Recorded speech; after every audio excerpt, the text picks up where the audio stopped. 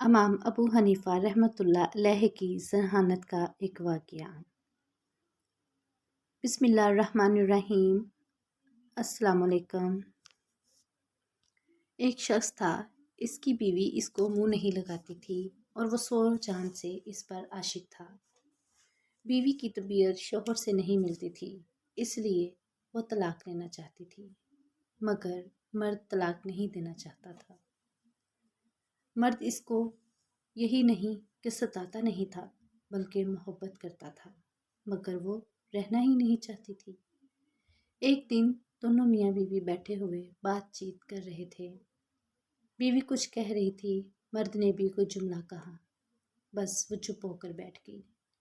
مرد نے کہا، اگر صبح صادق سے پہلے تو نہ بولی تو تجھ پر طلاق ہے۔ وہ چپ ہو گئی اور ارادہ کر لیا کہ میں خاموش رہوں گی تاکہ اس سے کسی طرح پیچھا چھوٹ جائے۔ وہ بیچارہ پریشان ہوا، وہ ہر چند بلوانا چاہتا تھا مگر وہ بولتی ہی نہیں تھی۔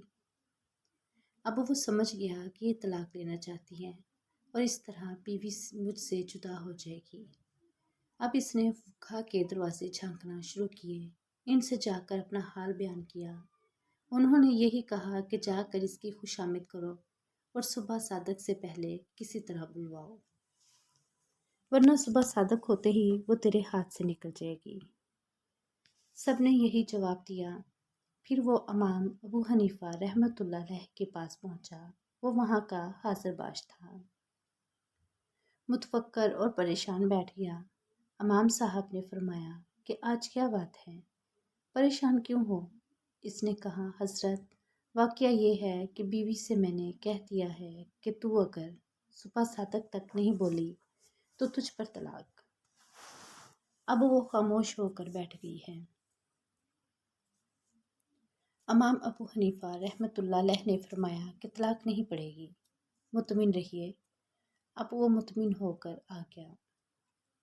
فقہا نے امام صاحب پر طعن شروع کیا کہ ابو حنیفہ رحمۃ اللہ علیہ حرام کو حلال بتانا چاہتا ہے، ایک صریح حکم ہے، اس کو کہہ دیا طلاق نہیں پڑے گی۔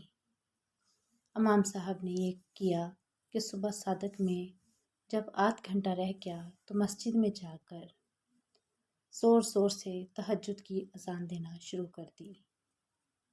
اس عورت نے جب اذان کی آواز سنی تو سمجھی صبح صادق ہو گئی، بس بول پڑی اور کہنے لگی، صبح صادق ہو گئی، میں مطلقہ ہو گئی، اب تیرے پاس نہیں رہوں گی۔ جب تحقیق کیا تو معلوم ہوا کہ صبح صادق نہیں ہوئی، وہ تہجد کی اذان تھی۔ لوگ قائل ہو گئے کہ واقعی امام صاحب فقیہ بھی ہیں اور متبر بھی۔ ویڈیو پسند آئے تو لائک کریں اور چینل کو سبسکرائب کریں۔ جزاک اللہ۔